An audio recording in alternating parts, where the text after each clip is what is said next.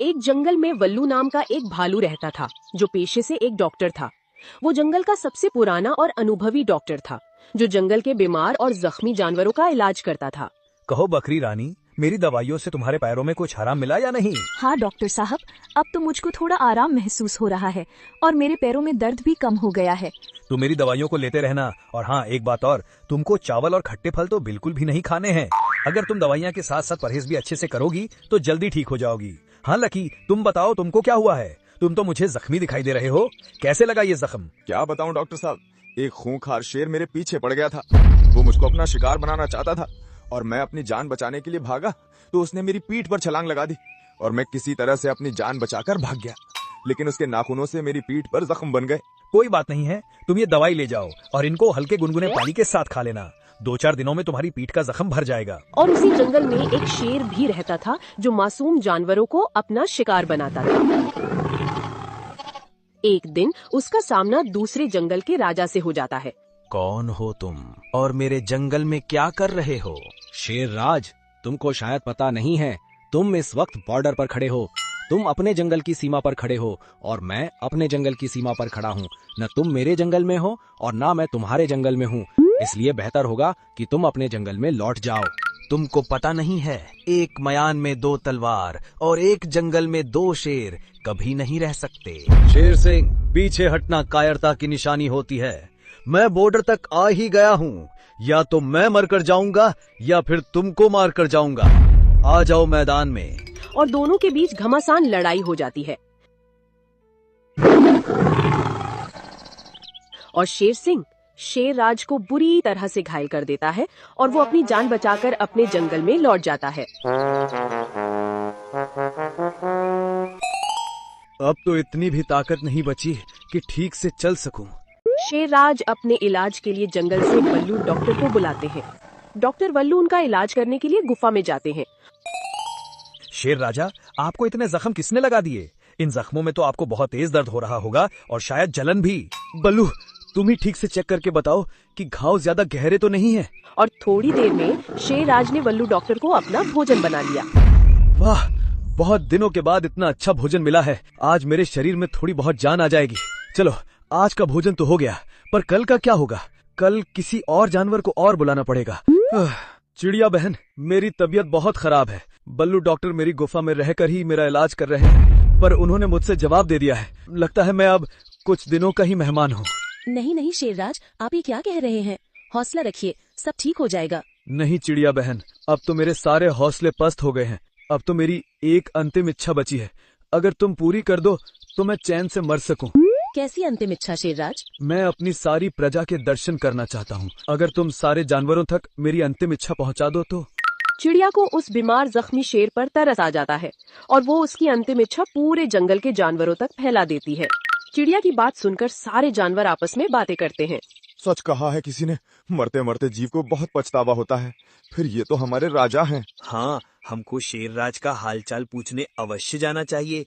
कल को ये बीमारी से ठीक हो गए तो कम से कम हमारा शिकार तो नहीं करेंगे। सोचेंगे कि हम उनको उनकी जख्मी हालत में उनको देखने आए थे। और इसी लालच में सबसे पहले मेमना शेरराज का हालचाल जानने के लिए जाता है। और जैसे ही वो गुफा के मुहाने पर पहुंचकर मेमने ने आवाज लगाई, अरे शेरराज, कहाँ पे हो? गुफा में काफी अंधेरा है, कुछ दिखाई नहीं दे रहा है। अंदर आ जाओ भाई, मेरी तबीयत बहुत खराब है। मैं तुमको बाहर देखने भी नहीं आ सकता। अरे शेरराज, आपको बाहर आने की कोई आवश्यकता नहीं है। मैं आपसे मिलने ही तो आया हूँ।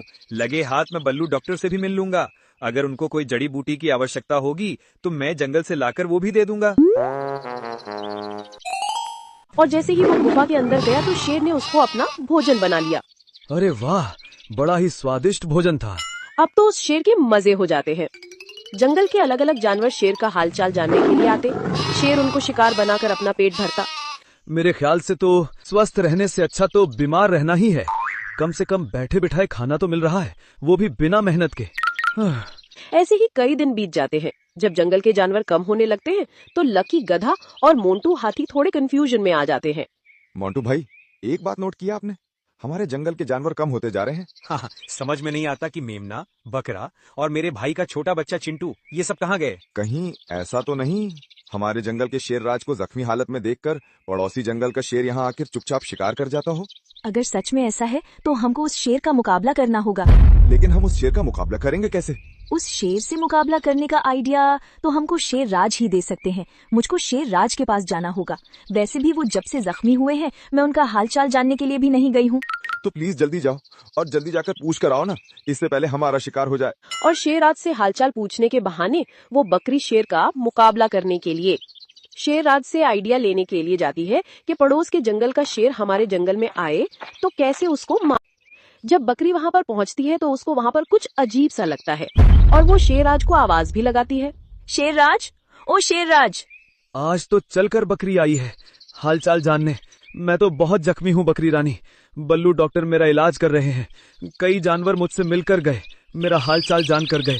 बस तुमने आने में बहुत देर कर दी बकरी रानी। मुझको तुम्हारी बहुत याद आ रही थी। आ जाओ, पता नहीं कब मेरा बुलावा आ जाए। कम से कम अंतिम बार तुमको देख तो लूं। जी शेर राज, अभी अंदर आ रही हूँ। क्या हुआ बकरी रानी, तुमने अंदर आने में बहुत देर कर दी।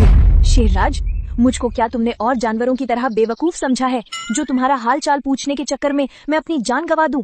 क्या बात कर रही हो बकरी रानी, मैं तो बहुत जख्मी हालत में पड़ा हूँ। मैं देख रही हूँ यहाँ पर बल्लू डॉक्टर और कई जानवरों के पैरों के निशान अंदर जाने के तो हैं, लेकिन बाहर आने के नहीं हैं।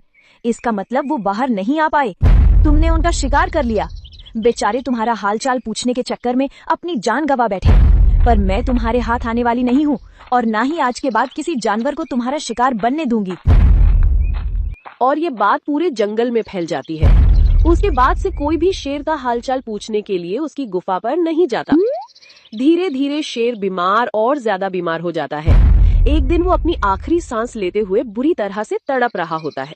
तब सभी जानवर उसकी गुफा के मुहाने पर उसको देखने आते हैं। वो पश्चाताप करते हुए कहता है, मुझे माफ करना मेरे जंगल वासियों, आज मेरी समझ में आ गया है। अगर मैंने तुमसे चालाकी नहीं की होती तो शायद तुम लोग मेरा ख्याल करके मेरी जिंदगी बचा लेते। मुझे कहते हुए शेर की वहीं पर मृत्यु हो जाती है। इस तरह से बकरी की चतुराई से जंगल के भोले भाले जानवरों की जान बच जाती है।